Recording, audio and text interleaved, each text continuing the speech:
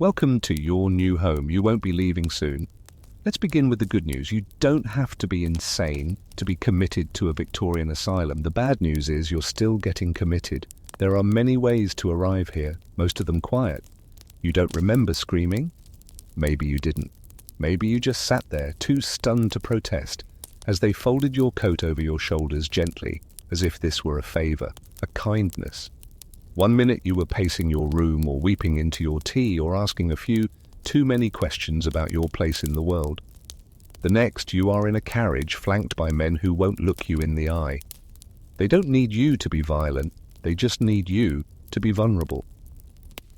If you're a woman, the bar for commitment is so low it might as well be underground. Did you speak too freely, cry too long after childbirth, refuse to marry? You're not willful, you're hysterical. If you're a man, maybe you drank too much, lost your job, or talked to God in the street one time too many. If you're poor, it's easier still. Your mind is a luxury no one has time to protect. One confused outburst, one night without shelter. And congratulations, you're no longer society's concern, you're the asylum's. The legal process is simple. Someone, a husband, a brother, a father, a convenient neighbor, fills out a petition. A doctor, usually one who's never met you, signs a certificate stating you're of unsound mind. No second opinion needed, no defense allowed. That's it. You're not a citizen anymore. You're a patient now. Or more accurately, a problem that's been politely relocated. The journey itself is unpleasant. You're told it's for your own good, though that doesn't explain why no one will say the word asylum aloud. They use euphemisms instead. Rest home, sanatorium, place of healing.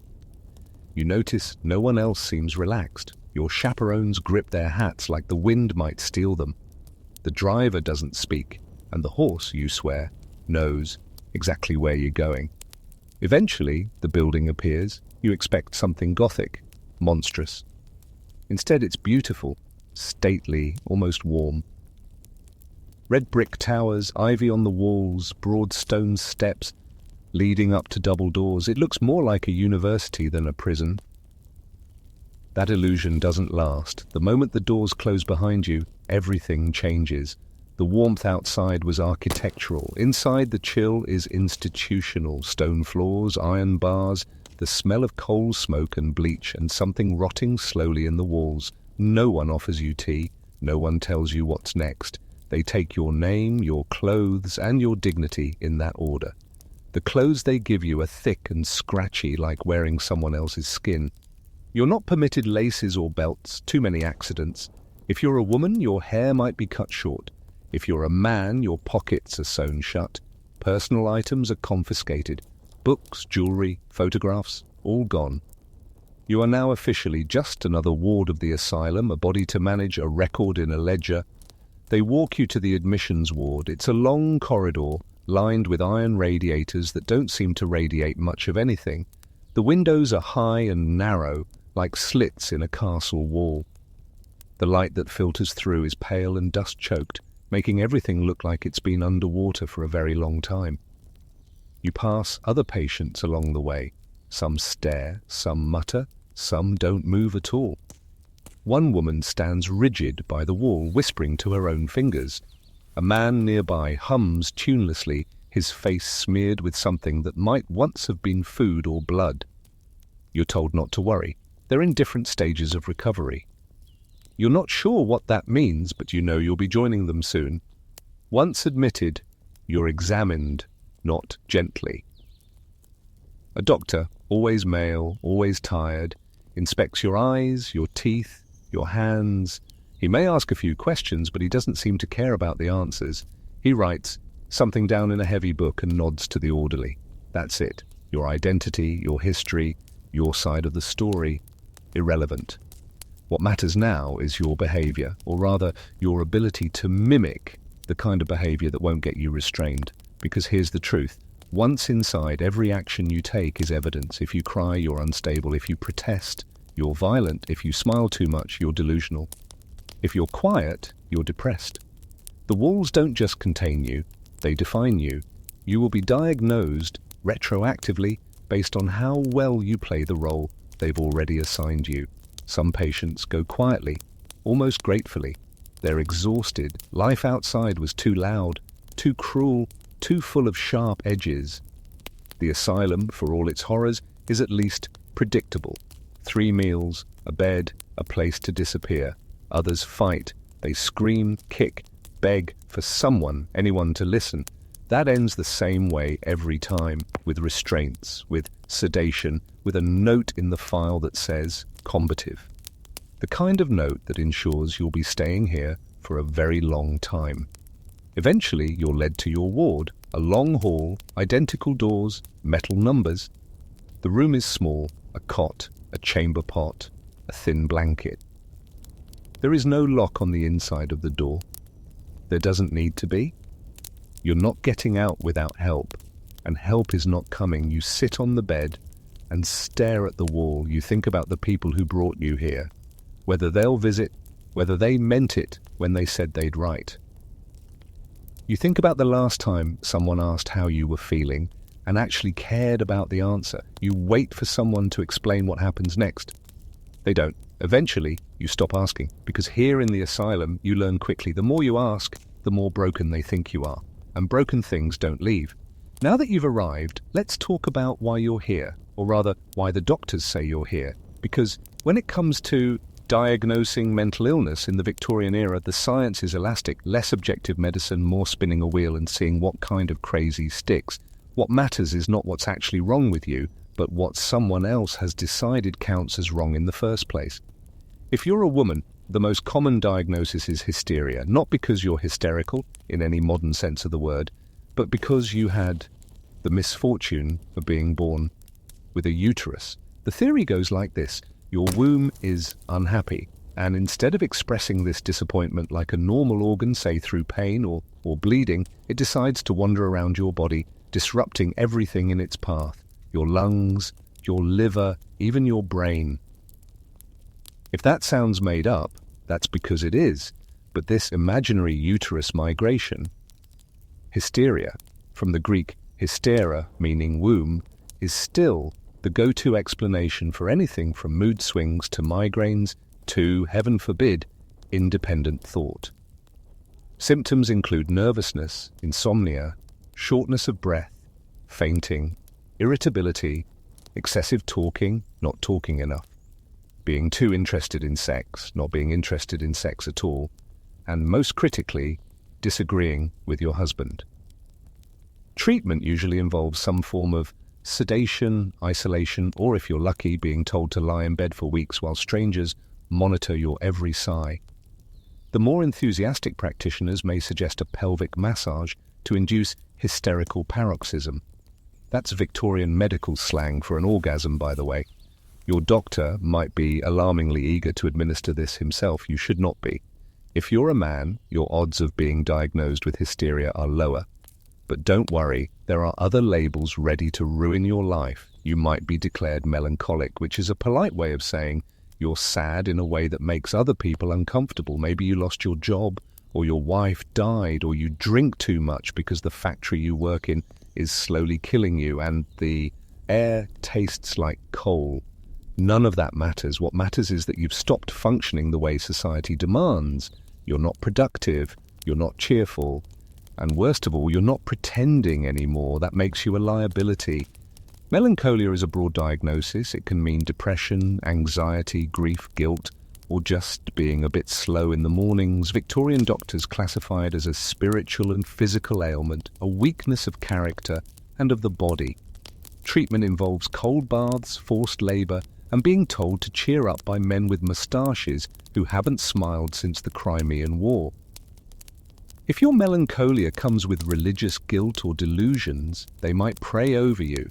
If it comes with suicidal thoughts, they might just lock you in a room with barred windows and hope the feeling passes. Spoiler, it usually doesn't. Then there's the most feared diagnosis of all, masturbation. Yes, you heard that correctly. Masturbation isn't just frowned upon in Victorian medicine, it's treated as a literal disease, a degenerative, brain-melting, soul-corrupting illness that can only end in madness and death. The prevailing theory is that self-pleasure drains your body of vital fluids, disrupts the nervous system, and causes everything from memory loss to curvature of the spine. Symptoms include laziness, acne, excessive daydreaming, a fondness for solitude, and any mention of trousers after 9 p.m. Doctors genuinely believed that masturbation was the gateway to insanity. Entire asylum wings were filled with people accused of being self-abusers. Treatments were creative in the worst possible way. Metal cages to prevent access, ice baths to shock you out of temptation, electric shocks to the genitals, and surgical intervention if you seemed especially persistent. Yes, that means circumcision without anesthetic or, in more severe cases, clitoridectomy, because nothing says mental health like medical assault. Of course, most of the people diagnosed with this weren't chronic masturbators. They were lonely, isolated teenagers caught in a moment of privacy, widows, invalids, or sometimes just people who asked for too much privacy or avoided eye contact. The logic was circular. You're showing signs of degeneration, and since we've decided masturbation causes degeneration, you must be guilty. It's not about what you've done, it's about what your body suggests you might be capable of. Other diagnoses round out the field. Moral insanity for people who seem too cheerful while being poor. Religious mania for people who pray too often. Monomomania for anyone obsessed with a single topic. Puerperal insanity if your postpartum depression lasts more than a few days. And then there's idiocy and imbecility, both medical terms in this era used to describe everything from congenital disabilities to poor academic performance. The categories are blurry, the labels are sticky. Once assigned, they rarely get removed. And let's not forget the convenient catch-all, mania. If you're agitated, aggressive, or simply too loud, you're manic. If you try to escape, you're violent.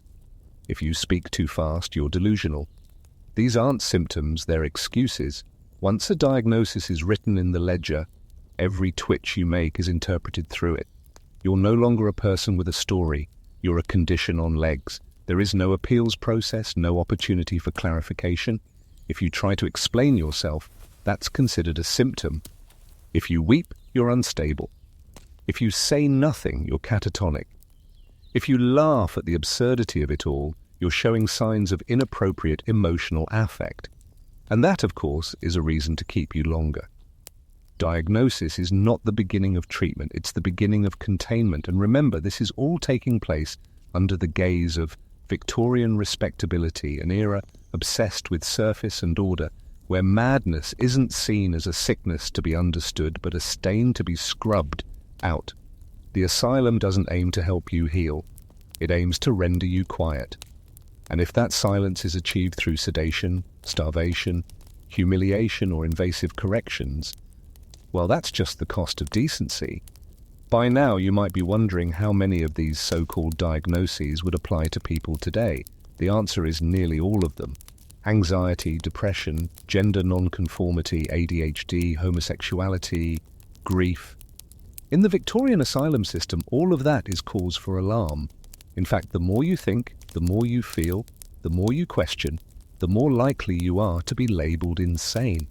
And once that label is applied, it becomes the lens through which everyone views you. You are no longer Alice who lost her child. You are no longer Thomas who saw too much in the war. You are not someone who is hurting, you are someone who is mad. And, in the eyes of the system, that difference is everything. From the outside, it doesn't look so bad.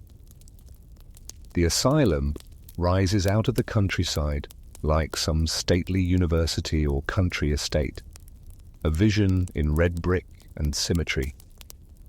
Ivy clings to the walls, the lawns are freshly cut.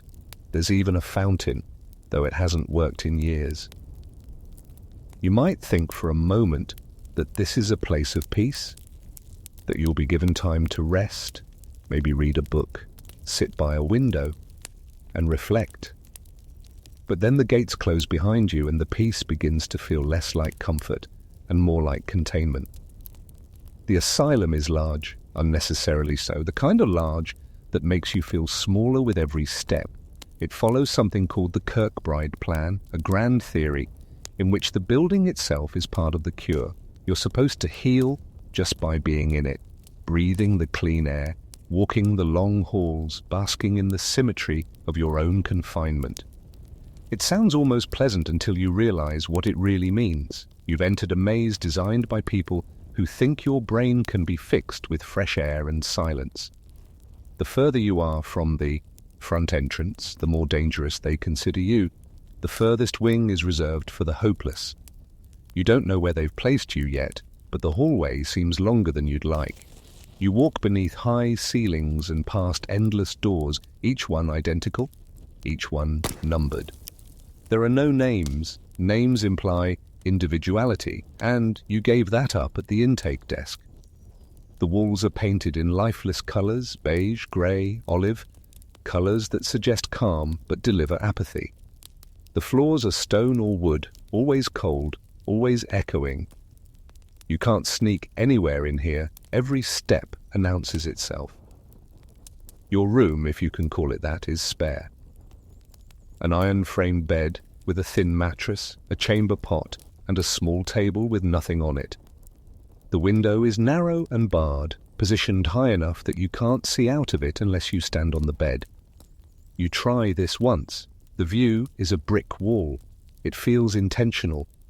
Even the furniture is suspicious. Everything is bolted down or designed to break you slowly. Stiff chairs with straight backs, tables that offer no comfort. There's no softness here, no personal touches.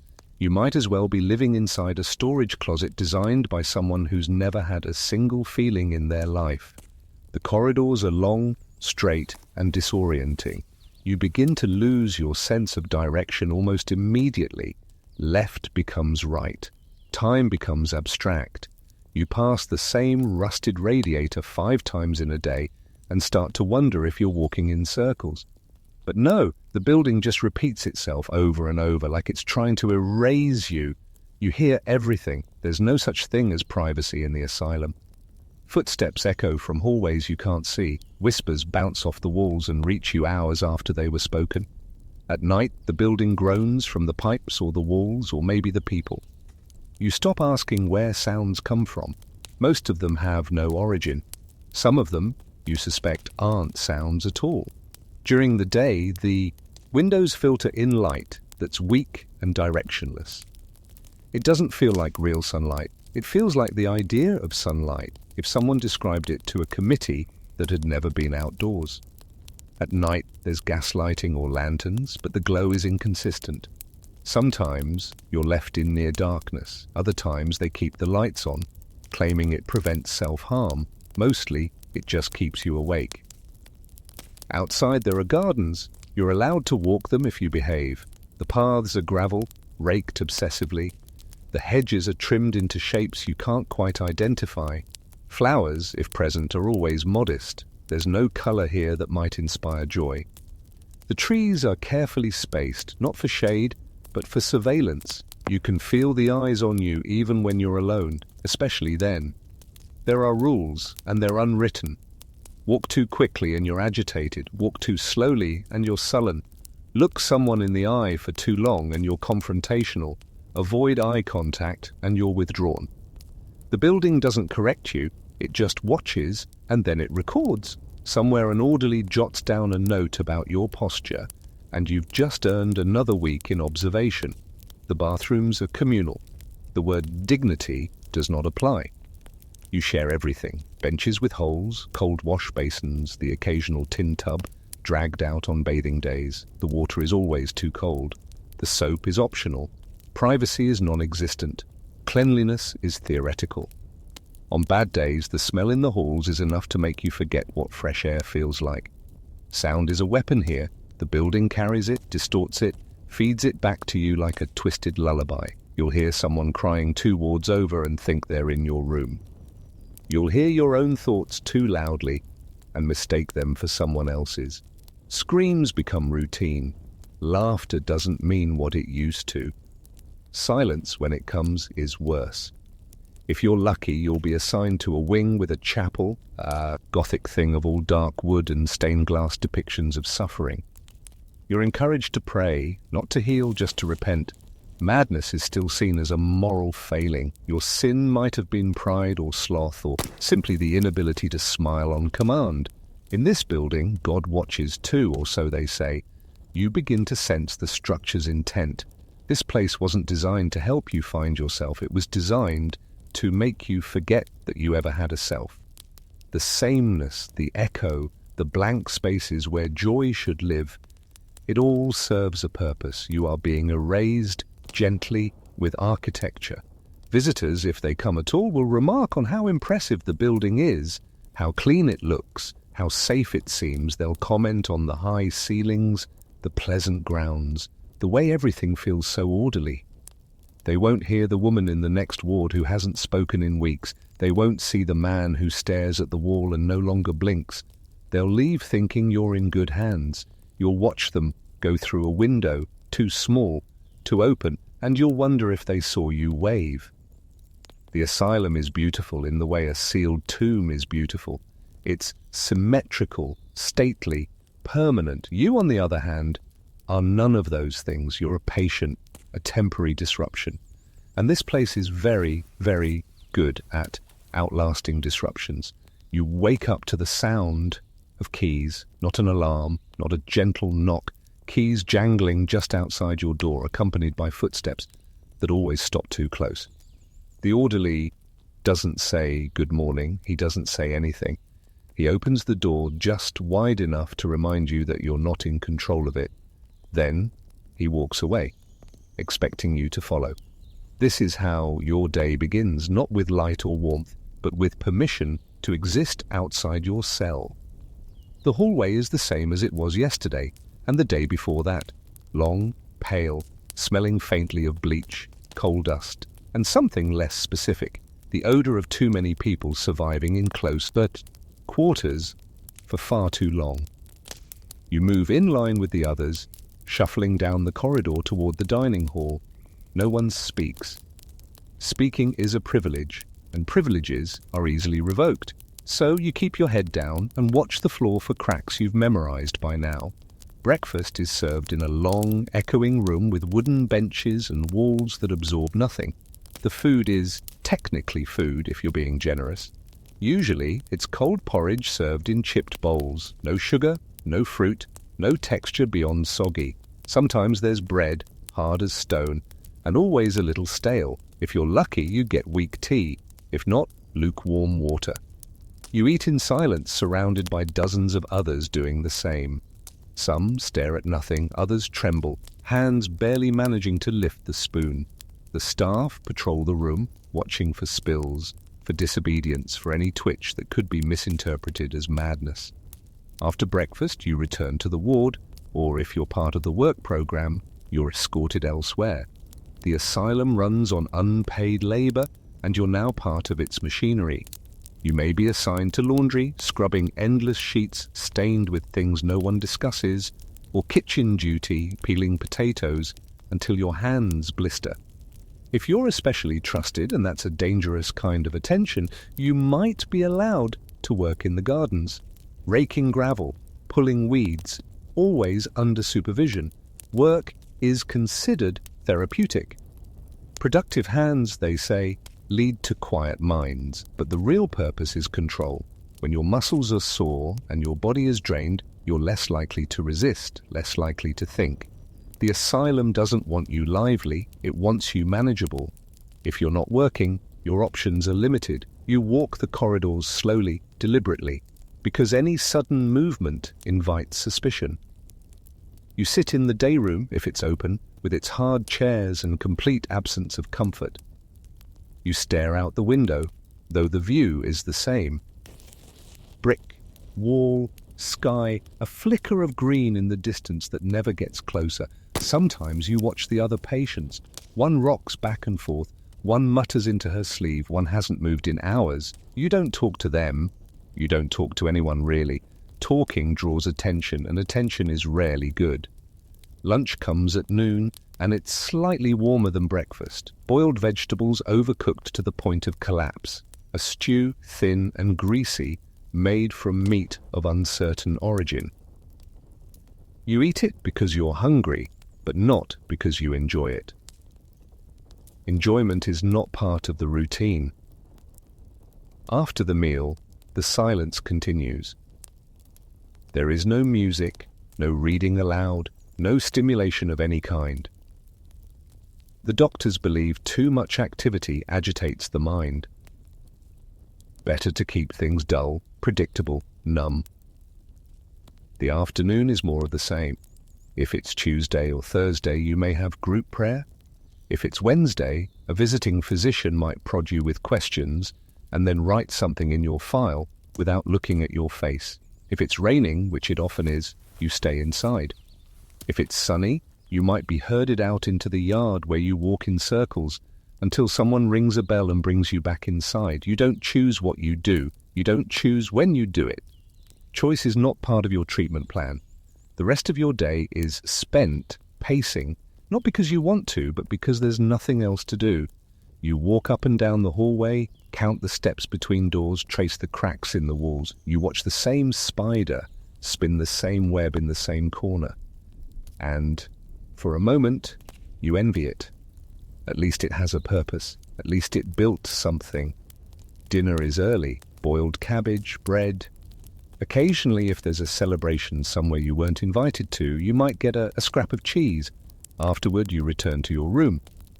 The bed is still hard, the blanket is still thin. You climb beneath it without undressing. There's no real reason to, and the air is cold enough to bite. You hear the key turn in your door, locking you in for the night. This is not for your safety, though that's how they'll explain it. It's for theirs. Nighttime in the asylum is louder than you expect. People talk to themselves, cry out, scream. You hear someone down the hall kicking the wall. Someone else is sobbing, muffled by a pillow. You lie still and stare at the ceiling, trying to remember the shape of a quiet room. The silence before all this, the way your own name used to sound when spoken kindly. You try to sleep, but sleep doesn't come easily. The mattress sags in the middle.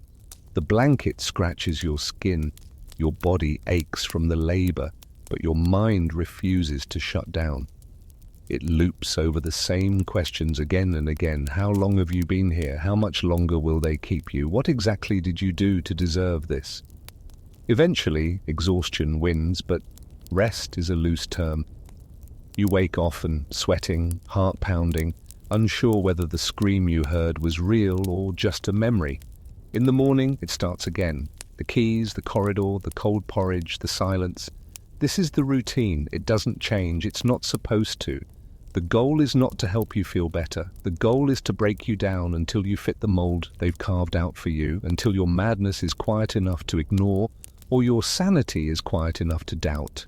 And so you walk and you work and you wait for release, for redemption, for someone to realize that you were never sick, just overwhelmed. But no one comes. The doors stay closed, the clock keeps ticking, and the routine continues, not because it heals you, but because it's easier to manage a schedule than a soul. When you were admitted, someone probably used the word therapy. They may have even said it with a straight face. They told you this was a place for healing, that treatment would be administered regularly with care by professionals. You might have imagined conversation, kindness, maybe even a doctor who listened. But what you actually get is an assortment of procedures that feel more like punishments with Latin names. The goal here isn't to make you well. The goal is to make you easier to manage. Your first therapy might be the restraint chair. It's exactly what it sounds like. A tall wooden throne with leather straps across the arms, legs, chest, and sometimes even your forehead. The idea is to calm you, to help you focus, to stop you from hurting yourself or others. In reality, it's used when you've spoken too loudly, asked too many questions, or simply refused your food with the wrong expression on your face. They strap you in and leave you there. Sometimes for hours, sometimes longer. You don't move because you can't. You don't scream because you're too tired. Eventually, you learn to stop resisting, not because you feel better, but because you know what happens if you don't. If you're especially fortunate, the next stop on your wellness tour might involve leeches. Yes, actual leeches, This is part of a centuries-old belief that madness is caused by bad blood or too much of it. The solution? Remove some. Out comes the lancet or the leech jar.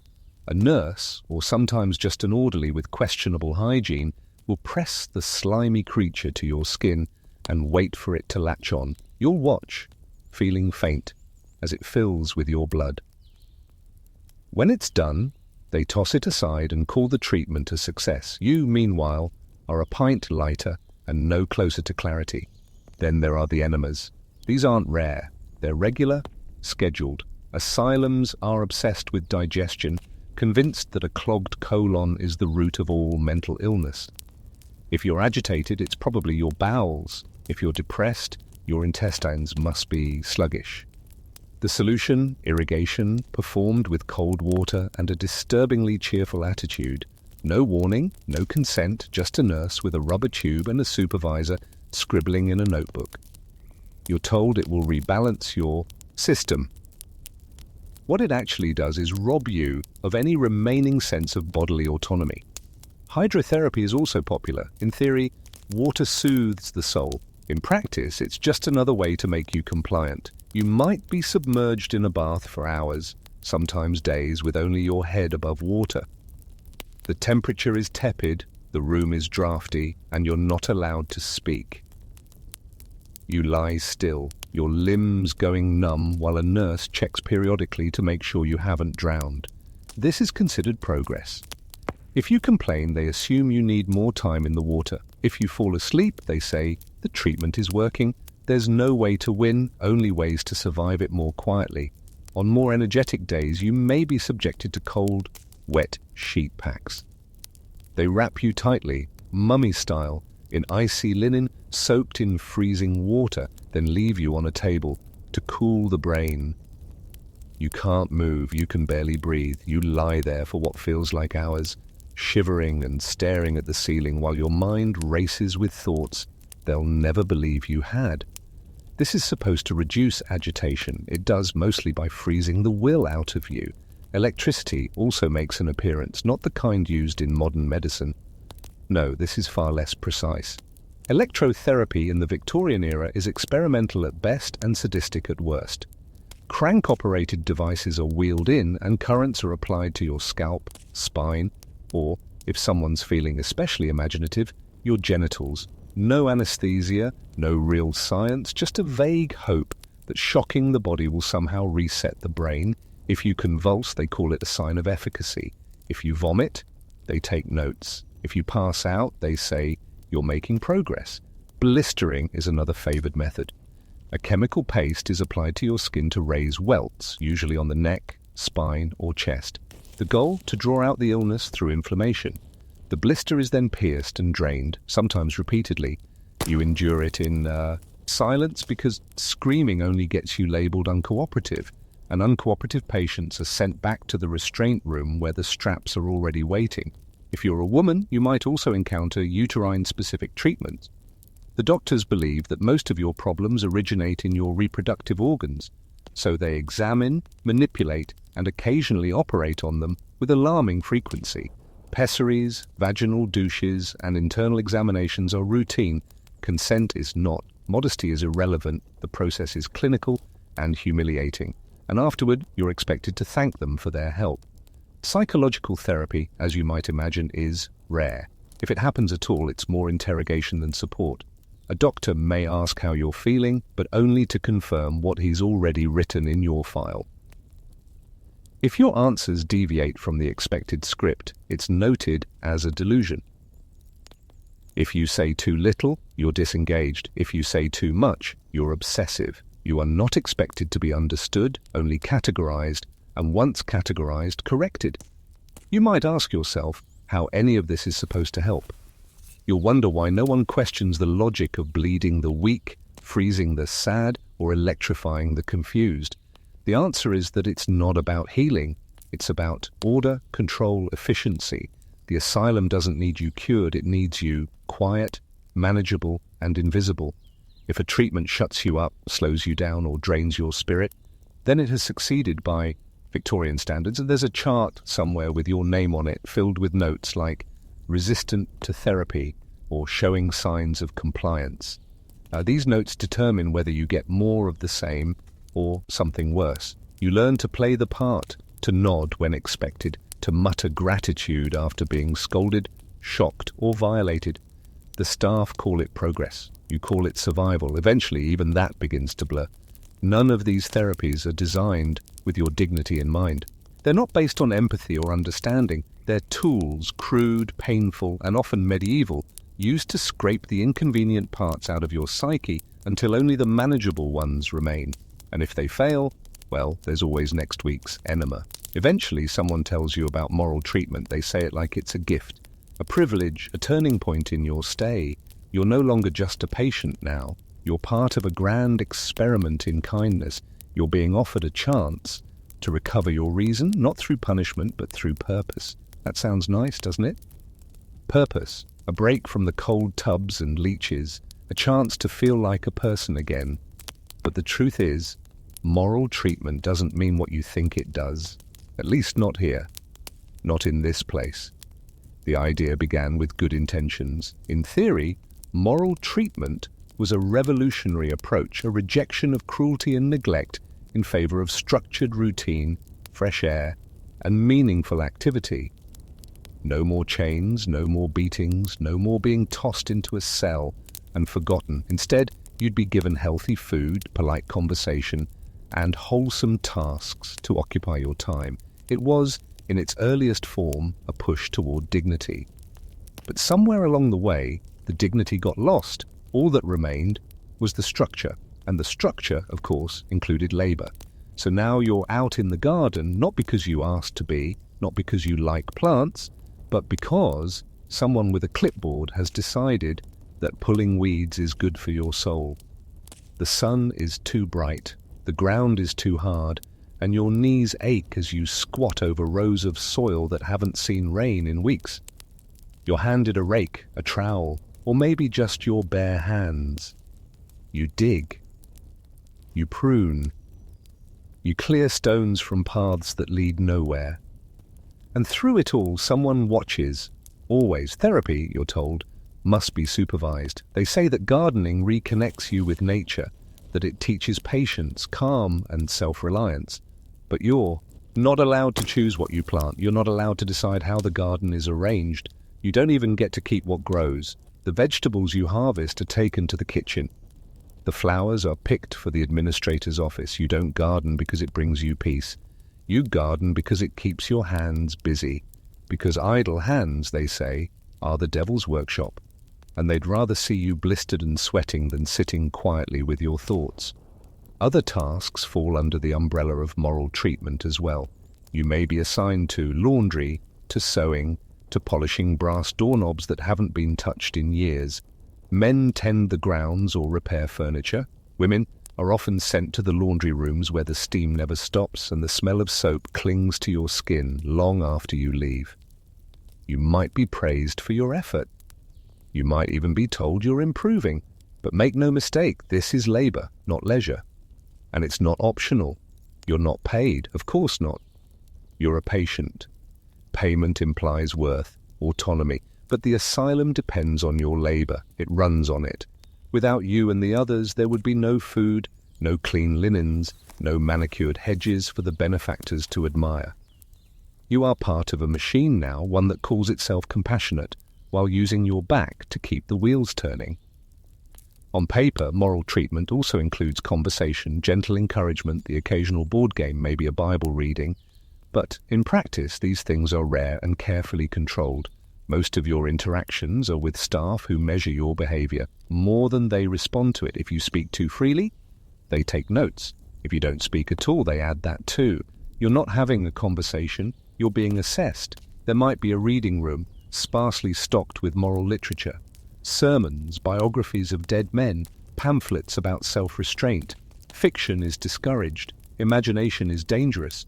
Music, if allowed, is soft and pious. No one sings the songs you miss from your childhood. No one plays anything joyful. The point of moral treatment is not to lift your spirits, it's to shape them. You are expected to be orderly, obedient, and grateful. If you garden, it must be with reverence. If you speak, it must be with humility. You are not here to be yourself. You are here to become someone else's version of sane. The staff will smile when you bow your head and say, "Thank you." After another 12 hours of unpaid farm work, they'll note your progress. They'll praise your compliance. But none of that means you're getting better. It means you've stopped resisting. Occasionally, a visitor or inspector might tour the grounds and marvel at how industrious you all look. "What a fine idea," they'll say, watching you bend over the soil, hands raw, hair damp with sweat, to give them something useful to do. They don't see the way your shoulders slump when the bell rings. They don't see the blisters. They don't hear what happens after dinner, when you lie in bed too exhausted to think, too numb to remember what it felt like to do something for your own joy. And when you do show signs of fatigue, when your pace slows or your grip weakens, or your eyes wander too long toward the horizon, you're not asked what's wrong. You're disciplined. A sharper tone, a smaller portion at dinner, a note in the record. Patient uncooperative shows signs of idleness. You begin to understand that moral treatment is not about treating you morally. It's about making your behavior more palatable, your spirit more subdued. If you ever dare to question it, if you ask why your therapy feels like punishment, why your hands are cracked and your spine aches and your mind feels no lighter, they'll remind you that it's for your own good. That structure heals, that routine builds character, that planting cabbages in silence is a vital step on the road to recovery. And if that doesn't work, they'll remind you what the alternatives are. You remember the restraint chair, the baths, the electricity. Suddenly, gardening doesn't seem so bad, and so you go back to it. You dig, you prune, you weed, you rake the gravel paths that never lead anywhere. You pretend that moral treatment is working, even as your body tells a different story. You stop dreaming of freedom. You start dreaming of softer soil. Maybe you think if you dig deep enough, you'll find something buried, a key, a door, a version of yourself you forgot how to be. But all you find is more dirt. From the moment you arrive, you're told that the staff are here to help you, that they're trained, compassionate, professional. But it doesn't take long to see that most of them don't belong in a place like this, or perhaps they belong here a little too well. They are the gatekeepers of your day, your body, and in some cases your sanity. And while some of them might be doing their best in impossible conditions, others seem to have left their empathy behind with their original career plans. Start with the attendants, the lowest tier of authority, and the ones you see most often. These are the men and women who oversee the day-to-day enforcement of the asylum's routine. They bring your food, escort you to the yard, stand silently in the corners of rooms, watching you like you're a jar about to fall off a shelf. Some are bored, some are bitter. Many are simply exhausted. They're underpaid, undertrained, and overburdened. The turnover is high and the patience is short. No one teaches them how to de-escalate a crisis. They're taught how to lock a door and how to write a report. Everything else they learn on the job, and it shows. If you're lucky, you get assigned to a ward with a staff member who still remembers that you're human. They might sneak you an extra slice of bread. They might speak to you in a normal voice instead of a tone reserved for livestock. These people exist, but they're the exception, not the rule. Most days, your world is populated by people who seem either afraid of you or annoyed by your continued breathing. You learn quickly which ones can be spoken to, which ones you must avoid, and which ones are a coin toss depending on whether their breakfast was cold. Then there are the nurses, assuming your asylum has any. In theory, these are medically trained professionals tasked with your care. In practice, they're often hired with little or no medical background, then handed a syringe and told to keep the ward quiet. Some of them entered the profession with hope. They imagined healing, dignity, science. But over time, the endless noise, the underfunded halls, and the daily proximity to suffering erode something important. They become mechanical, routine, efficient. You are a chart, a dosage, a number, a pulse to monitor, not a voice to hear. They administer your treatments, the enemas, the cold baths, the restraints, without flinching, not necessarily out of cruelty, often just out of detachment. After all, they've been told that these things are good for you, that it's better to restrain you than risk an outburst, that if you cry when they cut your hair or flinch when they tighten the straps, it's proof the treatment is working, and if they have doubts, they keep them quiet. Doubt is expensive. Compassion gets you reprimanded. Above them stand the doctors, men with waistcoats, pocket watches, and a deep conviction that they understand the human mind better than you ever will. Most of them have never spent a day inside a patient's head. Their degrees are real, usually, but the science is not. Psychology is still in its infancy. Psychiatry is guesswork dressed in Latin. They talk about cases, not people. They walk the halls with clipboards and the occasional air of distant amusement, noting your behaviors as if observing an interesting but ultimately unimportant animal. Your interaction with them is limited, a few minutes a week perhaps, during which you're asked to describe your dreams, rate your mood, or answer questions designed less to help you and more to confirm their existing diagnosis. If you say you feel better, they ask whether you're delusional. If you admit you feel worse, they double your dosage. Every word you say is held up to the harsh light of assumption, and should you ever question their authority, even gently, it's marked down as non-compliance. There are specialists too, or at least people who claim to be. A phrenologist might measure the bumps on your skull to determine your moral weaknesses. A mesmerist might try to hypnotize the madness out of you. These fringe practitioners are welcomed, oddly enough, because the real doctors are desperate for anything that might produce results. The line between science and superstition is thin, and the patients are the test subjects. At the top of it all is the superintendent, the man who runs the asylum.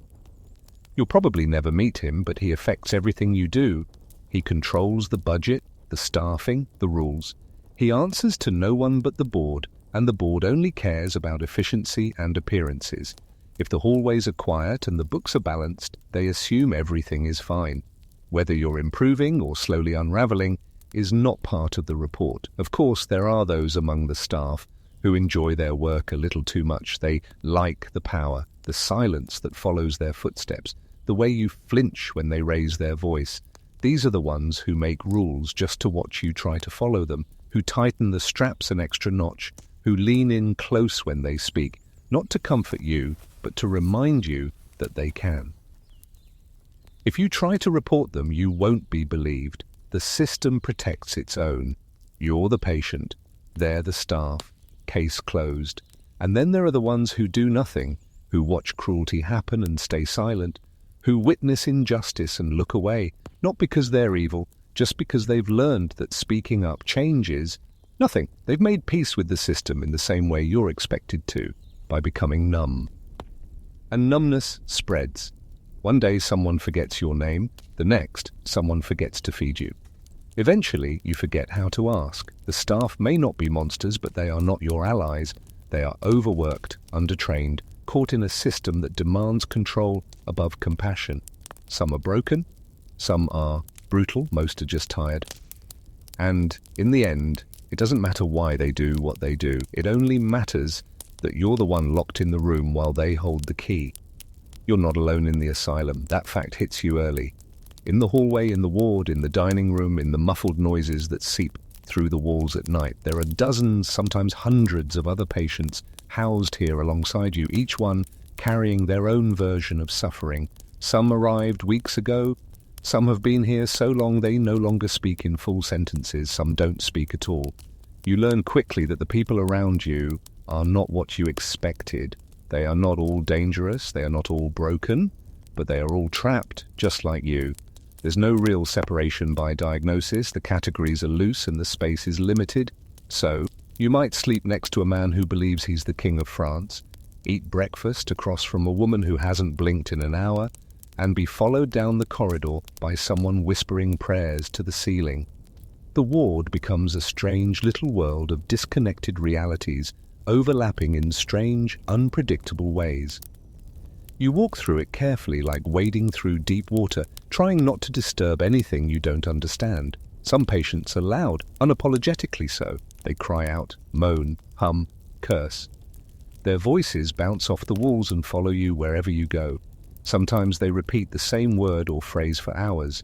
Sometimes they scream names of children, of saints, of people who might not exist. You grow used to it, but not comfortable.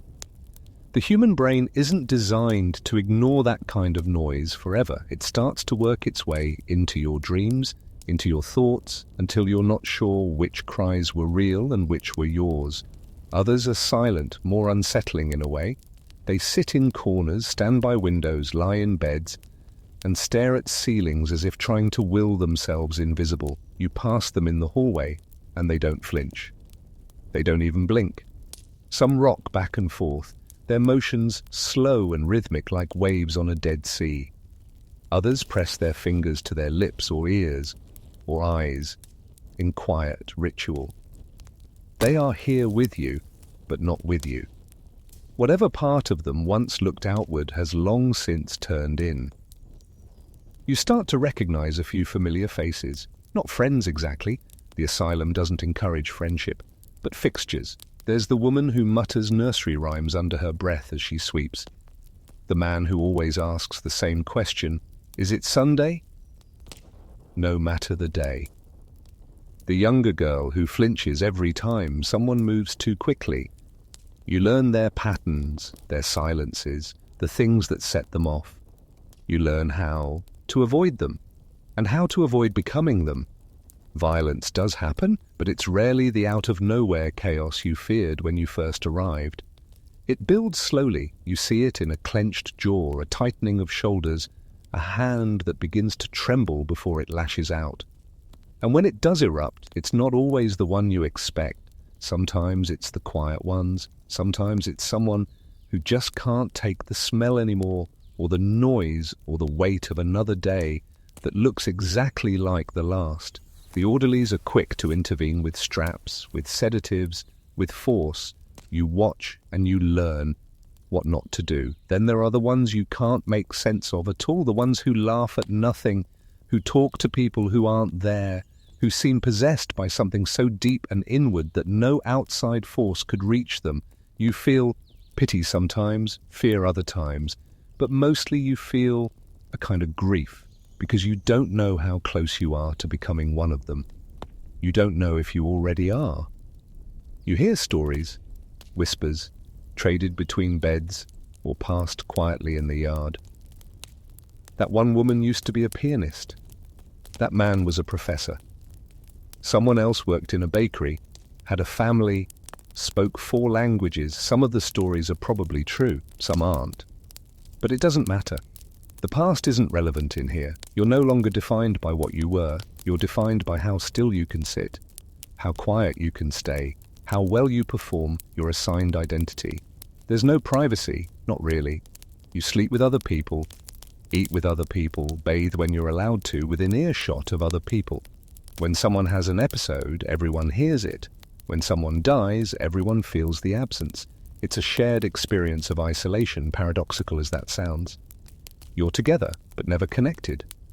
The staff discourage attachments. Too distracting, too risky. You're expected to coexist without forming bonds. And yet, small gestures happen. A hand steadied on a shoulder, a crust of bread left under a blanket, a whispered thank you in the middle of the night. These aren't acts of rebellion, but reminders that you're still people, that beneath the diagnosis and the rules and the daily humiliation, something human remains. But it's fragile, and you don't know how long it will last. Over time, you begin to see patterns. Some patients improve, not because they're getting better, but because they're getting better at pretending.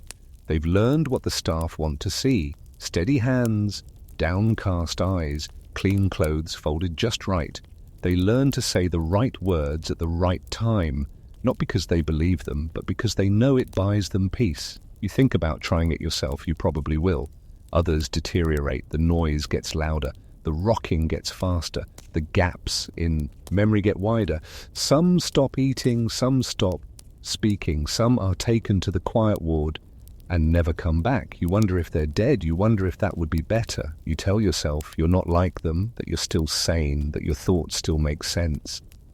But as the days pass and the weeks blur and the same cries echo off the same walls, your certainty begins to slip. You start to talk to yourself just a little. You start to forget things just for a moment. You start to stare a second too long. And when someone else does the same, you look away because you don't want to see your reflection in their vacant eyes. This is your community now, a chaotic symphony of screams and sobs and silence. No one asked to be here. No one came by choice. But you're here all the same, sharing space, sharing pain, waiting for someone to open the door and let you out, even though you're not sure you'd recognize freedom anymore if it walked up and took your hand. If you're a woman in a Victorian asylum, your path here was probably shorter than a man's, and your chances of leaving are lower. That's not just a cruel twist of fate. It's baked into the system, designed and maintained by men who decided what counted as illness and what counted as femininity. Often, they were the same thing. Your gender wasn't just part of your identity, it was your diagnosis. You could be committed for too much emotion, or for not enough, for crying too long after the death of a child, or for not crying at all. You could be locked away for speaking your mind, for reading the wrong books, for refusing to marry, or for asking too many questions. You could find yourself in a straitjacket not because you were violent, but because you refused to stop talking when told. Anything that made you inconvenient to your husband, to your family, to society, could be interpreted as madness. Once you're inside, everything becomes about your body. Your mind, your story, your pain, all are filtered through the lens of biology. The doctors speak of your womb as if it were an animal they're trying to cage. They believe it moves around, interferes with your lungs, your heart, your thoughts. They blame your mood swings on your ovaries, your anxiety on your cycle, your grief on your uterus being out of place. It sounds ridiculous, but it's treated as medical fact. You're not unwell, you're just a woman, and that's considered pathological. The therapies reflect this belief. You're more likely to be subjected to female-specific treatments, many of which are invasive, humiliating, and performed without consent. Pelvic massages to induce hysterical paroxysms, vaginal douches with cold water or antiseptic, uterine examinations that are more punishment than diagnosis. Some women are forced into surgeries, hysterectomies, clitoridectomies, under the pretense of healing their minds by altering their bodies. If you flinch or cry or resist, it's taken as evidence that the procedure is necessary. Your clothing is controlled, your hair may be cut. You're scrubbed down regularly, not for your comfort, but to ensure cleanliness by someone else's standard. You're not allowed to look too proud or too plain or too expressive. You're expected to embody the Victorian ideal of womanhood, modest, passive, obedient. But if you appear too dull, they'll call it melancholia, too lively, and it's hysteria, too sensual, and you're labelled immoral. Too independent, and you're labelled insane. Your relationships with other women are watched closely. Affection is discouraged. Friendship is seen as a distraction. Anything resembling romance, especially same-sex affection, is forbidden and punished. You may be accused of deviancy or unnatural attachment. And once that accusation is written down, it stays. You're monitored for signs of impure tendencies and isolated if they think you've formed too strong a bond. You learn to withhold affection, even when it might be the only thing keeping you sane. If you're a mother, your children are taken from you. If you're a wife, your husband's signature is all it took to put you here. And if you were neither, your fate was often decided by a brother, a father, or a male doctor who believed he knew what was best. The legal system assumes you're incapable of managing your own affairs. Once you are committed, your words carry no weight. You can protest, you can write letters, but no one is obligated to believe you, and most won't. Life in the female ward comes with its own rules. You're expected to sew, to clean, to act as though you're part of a respectable household rather than a prison. The chores are framed as therapy, but the reality is closer to forced domesticity. You fold linens, mend uniforms, wash endless piles of soiled sheets. If you complain, you're labelled difficult. If you refuse, you're restrained. You are being remade into something smaller, quieter, more acceptable. Violence is not always loud here. It's not just slaps or restraints or sudden punishments. It's the quiet erosion of your identity, the way your opinions are rewritten as symptoms, the way your trauma is ignored unless it fits a narrative that absolves the people who hurt you. You may have come here after being abused, after suffering loss, after surviving things no one should have to endure. But none of that matters. In the eyes of the asylum, your suffering is not a story. It's a defect. The staff treat you differently too. Some are paternalistic, others dismissive. Many are invasive. Male doctors perform exams without warning. Male attendants oversee bathing. You're told it's clinical, that you're overreacting, that it's for your own safety. But you feel the power imbalance every time someone enters your space without knocking. You feel it when they talk about your body like it doesn't belong to you, when they ask questions that are clearly judgments in disguise. Even your improvement is gendered. If you want to be considered for release, you must perform femininity to their satisfaction, speak softly, avoid direct eye contact, agree with whatever is said to you, express gratitude even when you're humiliated, learn to smile at the right time, be passive, pliable, apologetic. The goal is not to become well, it's to become harmless, or at least convincing enough that they think you are. And if you don't perform correctly, if you remain outspoken, if you express anger, if you continue to question the rules, you stay for years, maybe forever. The records will say you're unfit for society, that your progress is inadequate, that your condition remains unchanged. But what they really mean is that you haven't given in, you haven't surrendered your dignity in the precise, palatable shape they requested. Men in asylums are punished for behavior, women are punished for existing the wrong way. You don't need to lash out to be labeled dangerous, you just need to take up space in the wrong mood. And once that label is attached to you, it follows you everywhere, down the halls, into the therapy rooms, into your medical notes. It clings to you like the scent of disinfectant and never quite fades. Being a woman in a Victorian asylum means being trapped in a paradox. You're expected to be soft, but not fragile, quiet, but not too quiet, sad, but not inconveniently so. And the minute you fail to strike that impossible balance, the system decides you're no longer fit to live among the sane. So it tucks you away, locks the door, and calls that progress. By now, you've probably figured out that fairness isn't part of the asylum's mission statement. But what might surprise you is just how much your experience here depends on how much money you, or someone on the outside, had before you arrived. Because while every patient wears the same blank expression and chews the same tasteless porridge, not all patients are equal. There's a sharp, deliberate line between paupers and private patients. And you learn quickly which side of it you've landed on. If you're a pauper, you already know it. You entered through the back door. You weren't brought in a carriage or met by a kindly administrator. You are processed like freight, recorded, stripped, deloused and assigned to the pauper wing. It's colder, it's louder, the walls are stained, the beds are closer together and the blankets are thinner. You share everything: soap, combs, air. Privacy doesn't exist here and no one pretends otherwise. Your ward smells like damp wool and despair. And if something breaks, it stays broken. The staff assigned to your wing are less patient, less qualified, and more likely to treat you like a problem instead of a person. They expect resistance. They assume ignorance. If you hesitate to follow an order, they don't ask questions. They tighten their grip. You are here to be contained, not consulted. Your paperwork might not even include a formal diagnosis. Sometimes being poor is reason enough. Your treatments are chosen for cost efficiency, not efficacy. You get the cheapest drugs, the harshest labor assignments, and the oldest equipment. You are the first to be restrained and the last to be released.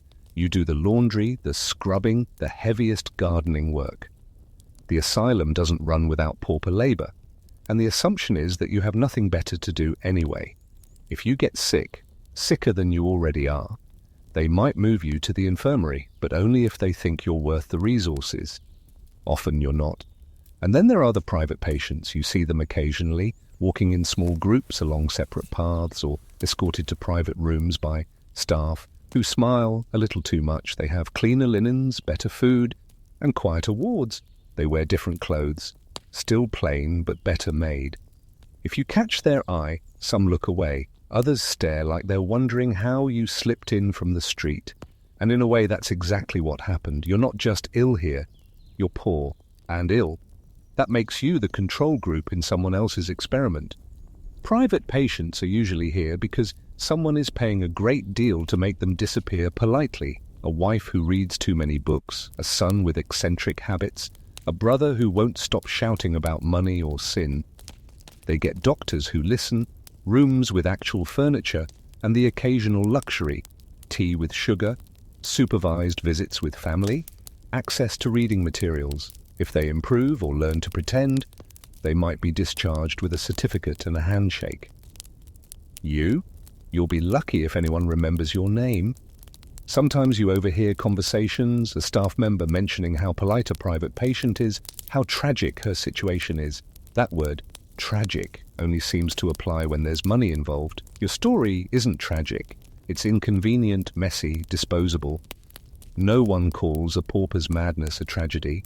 They call it inevitable, heredity, weak stock, the consequences of poor choices, poor hygiene, poor morals. There's always a reason when you don't have a wallet, and the treatments reflect this attitude.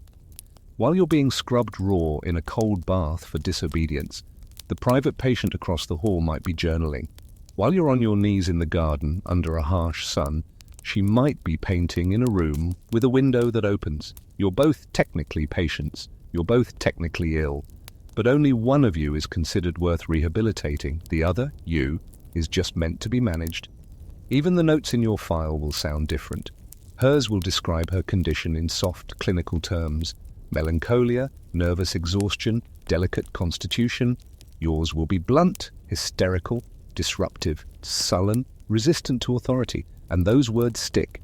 They're used to justify your treatment, to explain why you haven't improved, to predict your future. You are not expected to recover. You're expected to quiet down. Release, if it comes at all, is also class-based. A private patient might be discharged after a few months, declared cured, and sent back to her family with a carefully worded note and a polite lie about how well she responded to treatment. You might be here for years, forgotten, moved from ward to ward as space requires. When your bed is needed, they might send you back to the streets or to a workhouse, not because you're well, but because you're no longer their problem. And yet, in moments, you feel the illusion break. You see the private patients walking with stiff shoulders, glancing nervously over their shoulders. You hear the same notes of fear in their voices. Because the truth is, the asylum doesn't care who you are once you're inside. Not really. It cares about appearances, it cares about money, it cares about order. But once you've been labelled, the system has no incentive to treat you as anything more than a body to be processed. Still, class buys comfort. It buys dignity. It buys plausible deniability. It's the difference between being rested and being confined, between therapy and punishment, between recovery and containment. And while those differences may look small on paper, they're vast when you're living them, when you're watching someone else sip tea while you scrub her bedsheets. You may tell yourself that money wouldn't have changed your fate, that the system is broken regardless, and you'd be right. But it's easier to survive a broken system when it wraps its bars in velvet and feeds you warm soup while it locks the door. Eventually you think about leaving, not in a formal sense. No, you don't. No one talks about discharge as a realistic possibility. You've seen what happens to people who ask too often. No, this is different. This is the kind of thought that creeps in when you're staring out the barred window, watching a bird land on the edge of the roof, free to go anywhere. It's the idea that maybe, just maybe, if you found the right moment, you could slip out, disappear, reclaim whatever version of yourself still exists beyond these walls. You wouldn't be the first to try. And as you'll soon learn, you won't be the first to fail. The building is not designed for freedom. From the outside, it might resemble a school or a country estate, but on the inside, it's all locks, bolts and layers of quiet control. Doors don't just close, they lock automatically. Keys are worn like jewelry by staff who never forget to jingle them, a sound as constant as breathing. Windows are high, narrow, and often barred. Even if you could reach one, even if you managed to break the glass without alerting someone, you'd still have to fit through a space not much wider than your arm. It's not impossible exactly, just highly improbable. You consider the hallways, they're long, straight, endless. But you know now they only lead to more locked doors. You've memorized the timing of the patrols, the shifts of the attendants, the routines of the staff. You've counted the seconds between when the night watch passes your door and when he circles back. You think maybe there's a window, a gap in the system, a small error in a large, arrogant machine. But even as you plot, you know the truth. The machine may be arrogant, but it's not sloppy. Sometimes someone tries anyway, you hear about it in whispers. Someone who bolted during outdoor time. Someone who slipped out of the workroom when no one was looking. A patient who climbed a fence, sprinted across the lawn, made it all the way to the woods. The staff say these things like warnings, like cautionary tales, but you hear something else in those stories, the smallest flicker of hope. Until they get to the end, because the end is always the same. They're caught. Every time, sometimes quickly before they've even left the building, sometimes after hours of searching, when they're finally found hiding in the stables or crouched behind a hedge, barefoot and panting. Occasionally one makes it as far as the road, but never farther. They're always brought back. And when they are, they don't come back whole. They come back strapped to a stretcher, drugged, bleeding, silent. Punishment for escape attempts is swift, brutal and unrecorded. The lucky ones get confined to isolation for a week or two. Bread, water, darkness, silence. The less lucky ones get restraints, ice baths, a sudden adjustment to their medication, a new note in their file.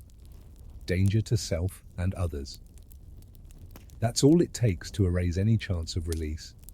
From that moment on, every complaint you make, every twitch you have, is filtered through the lens of your instability. The desire for freedom becomes a symptom, the proof of your madness. Because in this place, wanting to leave is considered irrational. And the staff are always watching, always listening. They don't trust you, and they certainly don't trust each other. If you so much as linger too long near an unlocked door, someone will take notice, ask questions, move you to a different ward. You think you're being clever, subtle, but the system has seen it all before. A century of escape attempts has taught the building how to close its arms tighter. Even if you had help, it wouldn't be enough. There's no one on the outside willing to stage a rescue. Your family either believes you belong here or has moved on. Your friends, if you had any left, have been told you're being treated safely and humanely. No one suspects that your letters are censored, that your voice has been flattened into medical jargon and filed away. You are not a person with a life and a history. You are a patient number in a long hallway. And patients don't escape. They relapse. Eventually you stop trying to find exits. You stop checking the hinges on windows or testing the softness of the garden soil beneath your feet. You stop replaying the idea of stealing a key, of slipping into the back of a delivery cart, of walking until someone mistakes you for someone worth saving. The thoughts don't leave entirely. They just lose their sharpness. They become dull little ghosts that follow you quietly but no longer speak. But the knowledge remains that at least one person tried, that maybe for a brief moment they saw the sky without a roof over it, that their lungs filled with unfiltered air. You envy that moment more than you fear what came after, because even if they failed, they remembered, if only for a second, what it felt like to want something again. You wonder what the staff think when they catch someone running. Do they feel triumphant, annoyed, pitying? Do they see a person desperate for freedom or just another disruption to paperwork and routine? Maybe they don't think at all. Maybe they've trained themselves not to. Maybe that's how they sleep at night. by convincing themselves that anyone who tries to escape clearly belongs here. The most terrifying part is that you start to believe it too. Not all at once, but little by little. You tell yourself there's no point in running, that it wouldn't work, that you'd just be caught, that maybe you don't deserve to leave, that maybe you're not ready. These aren't your thoughts, you know that. But you think them anyway, because it's easier to convince yourself you chose to stay than to face the truth that you're trapped, and always were. So no, you don't escape, you survive, you wait, you nod when spoken to, you walk the same halls, eat the same meals, pretend to smile when someone asks how you're feeling, and every so often when the wind catches a loose shutter, or a bird lands outside your window, or you hear the faintest hint of music from somewhere too far away, you allow yourself the tiniest flicker of a thought. Not yet, but maybe one day. You probably assumed that being confined to an asylum would mean rest. After all, wasn't that the justification? That you needed peace and quiet, time to heal, a place to recover from whatever breakdown or breach of social decorum landed you here. What you didn't realize is that the moment you walked through those doors, you stopped being just a patient. You became a resource, part of the engine that keeps the asylum running. Your treatment, it turns out, is also your job. No one calls it work. They call it therapeutic activity or moral occupation. They say it builds structure, fosters routine, improves mental health. But the truth is simpler. The asylum has endless tasks and a very limited budget, and someone needs to keep the place running. That someone is you and every other patient who's physically able to move a mop, carry a coal bucket, or operate a mangle. Laundry is one of the largest operations.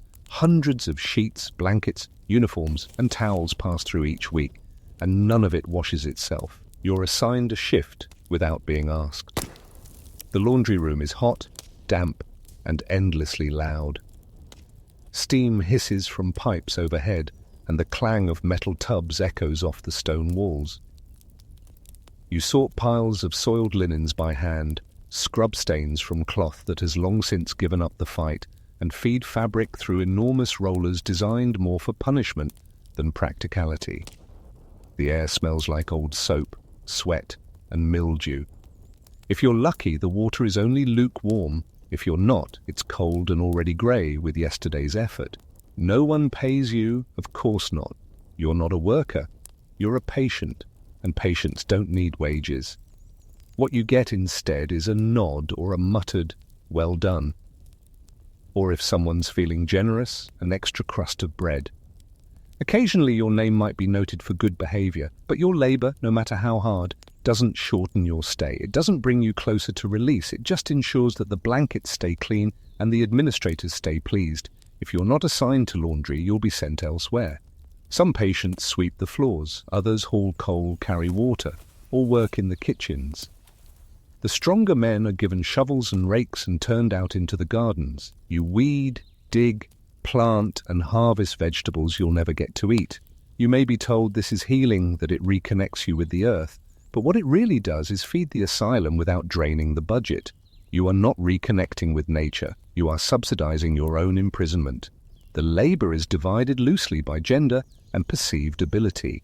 Women are sent to the sewing rooms, hunched over mending tables, repairing uniforms and hospital gowns under the watchful eye of someone with a whistle and very little patience. They mend until their fingers bleed, until their eyes blur. If the stitching isn't neat enough, the garment is thrown back in their lap without a word. If it happens too often, they're assigned to floor scrubbing instead, knees to stone, bucket to hand. Men are more likely to be given hard labor, lifting, hauling, repairing broken furniture, tending to livestock if the asylum is large and rural enough to keep animals. You build fences, fix sheds. Sometimes you even build additional asylum wings, brick by brick. Yes, they actually make patients construct the very walls that will hold more patients in the future. There's something poetic about that if your definition of poetry includes a deep undercurrent of cruelty. There's a hierarchy among workers, though no one officially acknowledges it.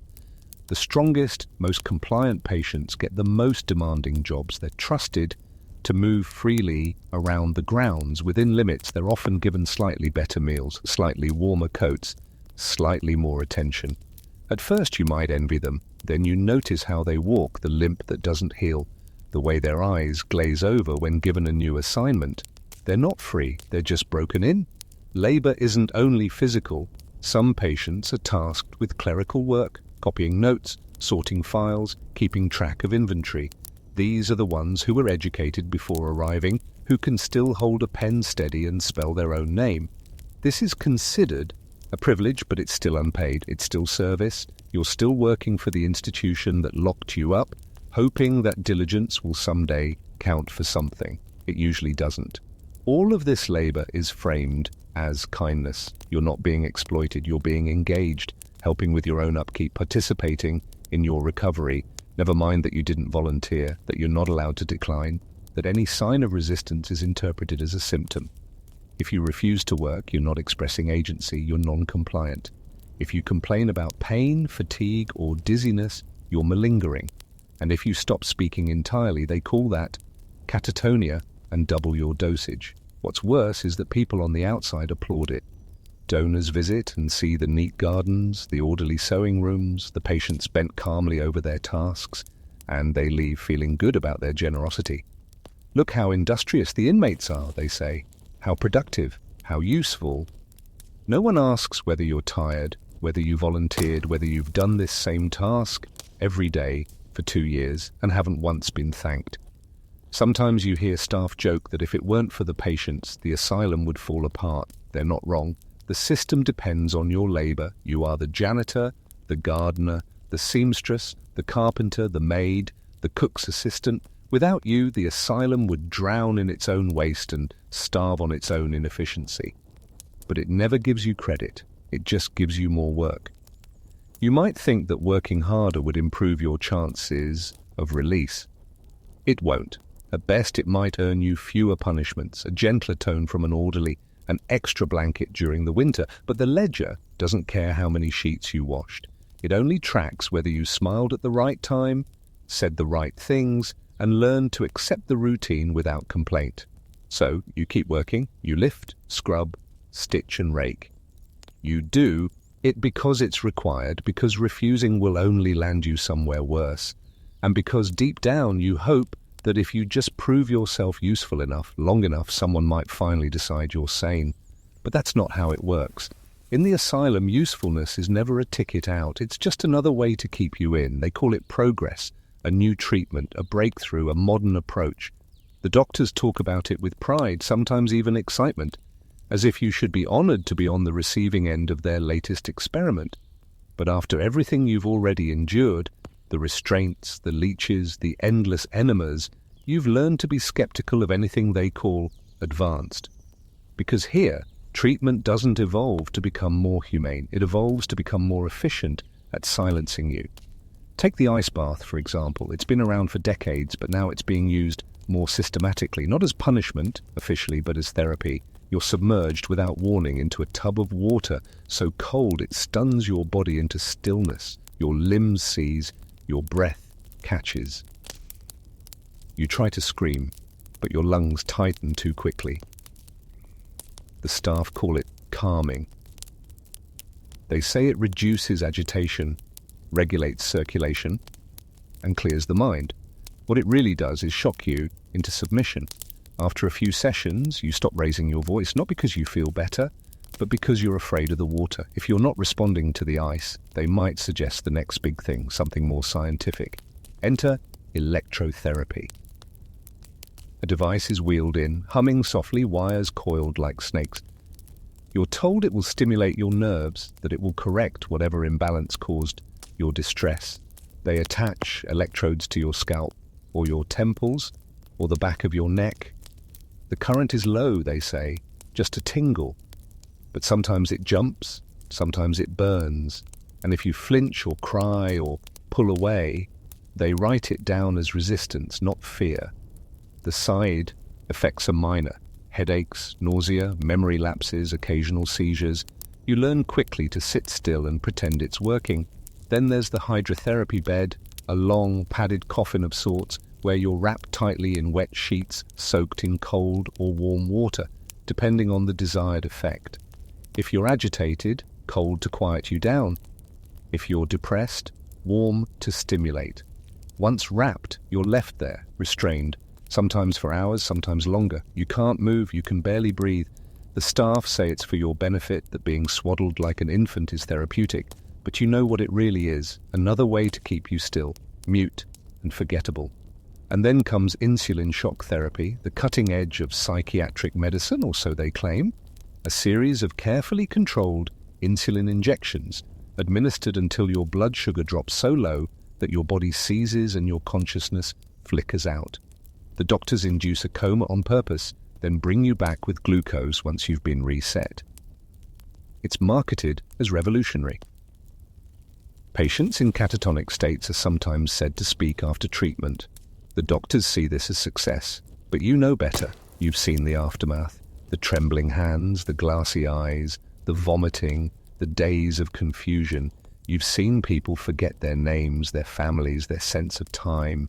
No one asks them how they feel. The fact that they're quiet afterward is considered proof it worked.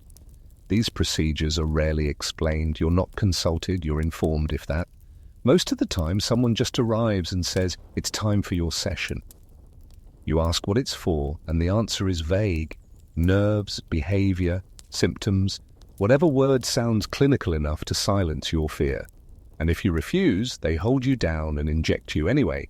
Sometimes they sedate you first so you won't remember. The paperwork will say, "Consented under supervision." There are newer ideas too. Bleeding is out of fashion, mostly, but they still dabble in surgical solutions, a tooth extraction perhaps to relieve pressure, or cauterizing parts of the nasal cavity to reduce overstimulation. More experimental doctors are beginning to talk about brain surgery. Nothing widespread yet, but the whispers are there. Opening the skull to see the pathways, to fix emotions at the source. You hear the words and feel your stomach turn. You realize that in a place like this, being on the cutting edge of science usually means being the one they cut open first. And yet they still call it treatment. They document it in files, present it at conferences, publish papers filled with graphs and Latin terminology. They're proud of their work. They don't see you, they see results, quieter patients, fewer outbursts, blank stares that resemble serenity if you squint hard enough. No one measures how much of yourself disappears each time they wheel you back from another session. You hear them talk in the hallway sometimes, comparing notes, discussing patients like puzzles. Responded well to insulin. May benefit from prolonged isolation. Still emotionally labile. Your name comes up occasionally, not as a person, but as a case, as something to be handled. You start to understand that progress here doesn't mean healing. It means erasure, smoothing the rough edges until nothing sticks out, until no one asks questions, until you're just another quiet figure in a long hallway full of quiet figures. Some patients come to believe in the treatments, or at least pretend to. They say the baths help. They say the electricity clears their thoughts. They parrot the staff's words in the hope that it will buy them peace. Sometimes it works. Sometimes the staff take that as a sign you're improving and reduce your sessions. Sometimes they say, "It's proof you need more." You learn quickly that logic doesn't apply here. The system doesn't care what's true. It cares what's manageable. And you begin to change, slowly. You forget things. You flinch when anyone enters the room. You speak less, not because you have nothing to say, but because the cost of speaking is too high. You no longer react to cold water or the sting of a needle with anything more than a sigh. You stop asking why. That's not recovery. That's surrender. But the doctors smile and write, "Patient calm and cooperative" in your file, and the system congratulates itself on another success. Eventually you realize the most dangerous place in the asylum isn't the restraint room or the bath chamber or even the shock ward. It's the treatment room, the one with clean floors, white coats, and quiet humming machines. Because in that room they take away pieces of you one by one and call it medicine, and you let them because the alternative is worse. So when they come for you again with another needle or another promise of peace, you don't resist. You walk, you sit, you nod. And as the world blurs for the 10th, 20th, 50th time, you try to remember what it felt like to be whole before they called it healing and turned it into a procedure. You don't notice it all at once. The fading happens slowly, like a room dimming one gaslight at a time. At first, it's just the little things, forgetting what day it is, what season it might be, whether you've already eaten breakfast or are still waiting for someone to unlock the dining hall door. These things seem harmless, understandable. The days blur together here. Time doesn't move like it used to. You assume your mind is simply adjusting to the routine, but really, it's shrinking to fit the shape of the cage it's being given.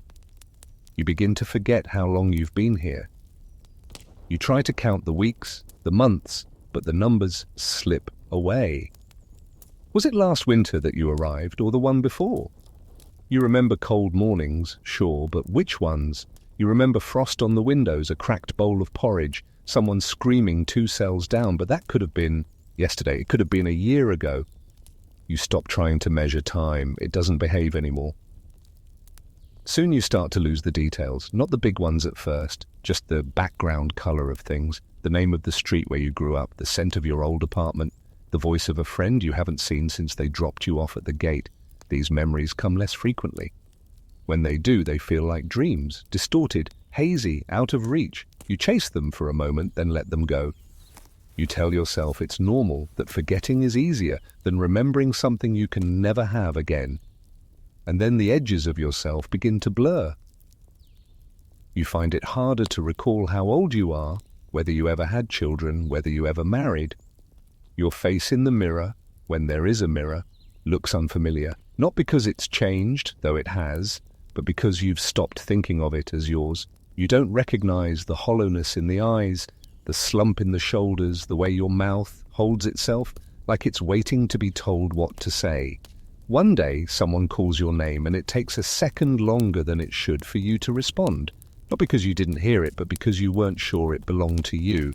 You hear the syllables, and they sound strange, like a character you once played in a story that ended long ago. You say the name out loud later that night, just to test it, just to see if it still fits. It doesn't. It feels like a label, not an identity, a word scribbled on a file folder. The staff still refer to you by name, or at least by the name in their ledger, but it's always said like a command. Patient Williams, Miss Carter, number 34. You don't hear warmth in it anymore, just formality, a reminder that you're a chart to be updated, a bed to be filled, a problem to be managed. You start to respond more to tone than to words. A sharp voice means hurry. A flat voice means sit. A hand on your shoulder means move. You stop needing language to navigate the world. Instinct is faster. Your memories become a collection of fragments. A train whistle, the color of your mother's dress, the smell of a bakery, a joke someone once told you that made you laugh so hard you dropped a cup. But you don't remember who told it, or why it was funny, or whether it really happened. You start to wonder how many of your memories are real, and how many were invented just to give yourself something to hold on to. And that's when you realize how far you've drifted. The other patients blur too. You still recognize faces, routines, voices, but not names. You've stopped asking. You nod to the man who walks in circles and hums to himself. You make room on the bench for the woman who never speaks above a whisper. You share glances, hand over scraps of bread, pass notes in silence, but you no longer ask who they are. You no longer offer who you are. It doesn't seem necessary. You are all part of the same slow erosion. The doctors say you're stable now, you've stopped acting out, you're compliant, cooperative, a model patient. They consider this improvement. But you know better. You haven't improved, you've disappeared. You don't get angry anymore because you don't feel much of anything. You don't cry because you're not sure what to cry about. You've become quiet, empty, manageable, and they take that as a sign of healing. The worst part is that you're starting to agree. You start thinking of your own silence as strength, your own numbness as maturity. You start to believe that maybe this is how people are supposed to be, that maybe you were broken before, that the parts of yourself that used to scream and laugh and argue were symptoms, not signs of life. You forget that you once had opinions. You forget what it felt like to be defiant. Eventually, the mirror doesn't matter. The name doesn't matter. The memories stop coming at all. You wake up, you eat, you walk the halls, you sit when told. The days loop like a lullaby with too many verses. You know where you're supposed to be at any given time. You don't question, you don't wonder. And if someone asked you to explain who you are, really explain it, you wouldn't have an answer. You're not sure when it happens exactly, but one day you realize that you haven't thought about the outside world in a very long time. Not about friends, not about family, not about who you used to be. It's not painful, it's just gone, like a book someone closed and shelved in a room you'll never find again. You live now in the present tense only, not because you've mastered mindfulness, but because the past has quietly excused itself and the future has been locked behind a door you're not allowed to touch. And so you fade, not all at once, not dramatically, just little by little, until what's left is someone who sits when told, nods when asked, and no longer remembers what it means to be free. Someone who may still answer to a name, but no longer feels like a person who owns it. You didn't lose your mind here. You handed it over piece by piece in exchange for peace, for silence, for safety. And the scariest part is how gentle it all felt, like falling asleep with your eyes open. So this is what healing looks like in the Victorian asylum. Not recovery, not understanding, not even peace, just stillness. You don't scream anymore, you don't fight. You've learned how to nod, how to sit, how to fold your hands in your lap and say thank you when someone places a tray in front of you. The staff call this progress. They smile at how calm you are now, how well you've responded to treatment. What they don't say is that the version of you they wanted has replaced the one who arrived, and that old version has been buried under layers of silence and routine. You're not cured, you're quiet. And in here, that's enough. The institution doesn't measure your health in joy or clarity. It measures compliance, obedience, a predictable rhythm. You're no longer unpredictable, and so you're considered well. The fact that your spirit has been scraped down to the bone doesn't concern anyone. You're not a danger to yourself or others anymore, not because something inside you has healed, but because you've stopped reaching for anything. You've stopped hoping. And without hope, there's nothing left to resist. Maybe one day you'll be discharged, released back into a world that barely remembers you. They'll hand you clothes that don't fit and a note that says, recovered. And you'll walk out slowly, blinking against the sun. But even if your body leaves this place, the asylum stays in your habits, in your silence, in the way you flinch at keys, avoid questions, and never let your voice rise above a whisper. They may have stopped locking the door, but they trained you not to try it anyway. And if you never leave, if you stay within these walls until the last part of you fades, well, no one will notice the difference. You'll be remembered as cooperative, as manageable, as someone who adjusted well to institutional life. And in the end, that's all the asylum ever wanted from you. Not healing, not happiness, just the absence of trouble.